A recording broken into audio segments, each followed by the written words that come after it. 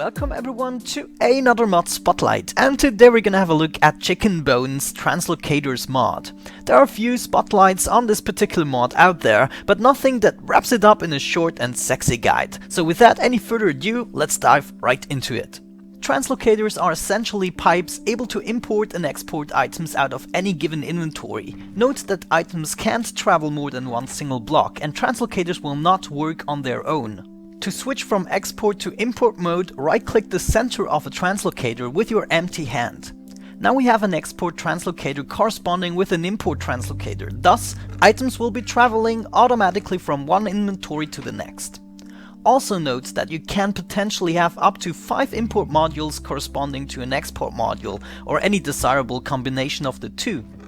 Same quality items will then be evenly distributed towards all available translocators.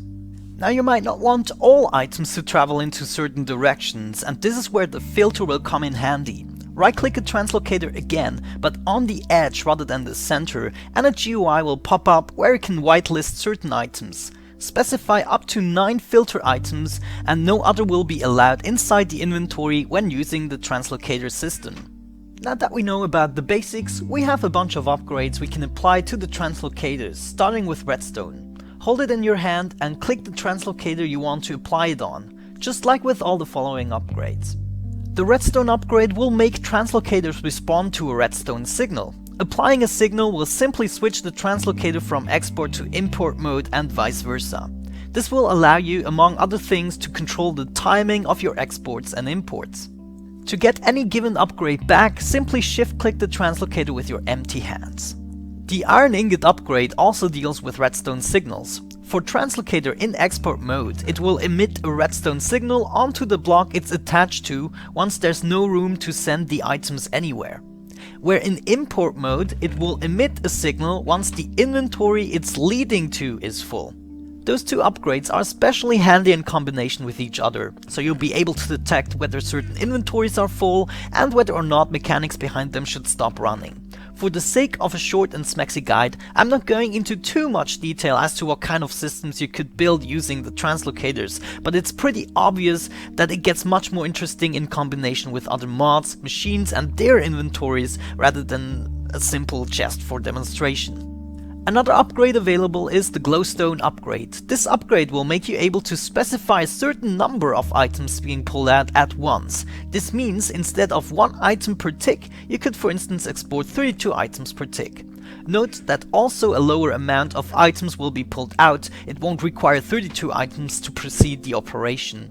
Also note that you can increase and decrease the amount of items in the GUI by 1 using the left and right mouse button, while shift clicking will increase and decrease by 16 items at a time.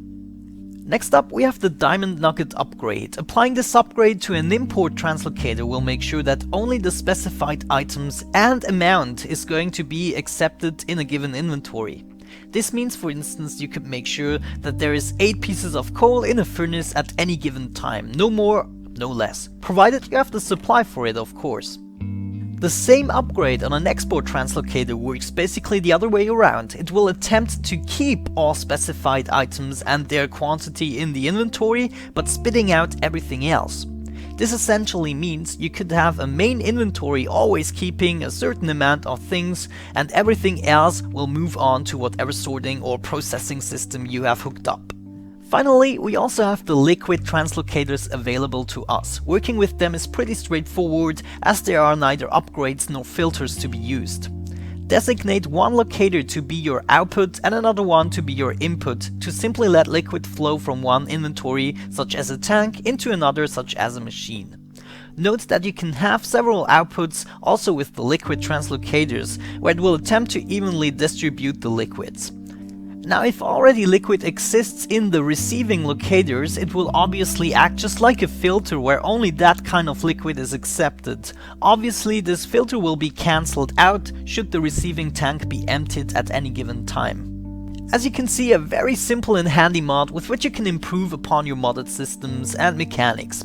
One last thing I need to show you before we end this spotlight is a crafting mechanic that doesn't really have anything to do with the mod itself. Look towards the floor and hit the C key and you will be presented with a blue crafting grid. Prepare the crafting materials you need in your hotbar and right-click them into the crafting grid. Once you have successfully assembled a recipe, you can hit the C key once more to get your item back. Very cool feature, I have to say. Anyways guys, this has been it for today's mod spotlight. I hope you enjoyed it, and I hope I will see you in the next one. Bye bye.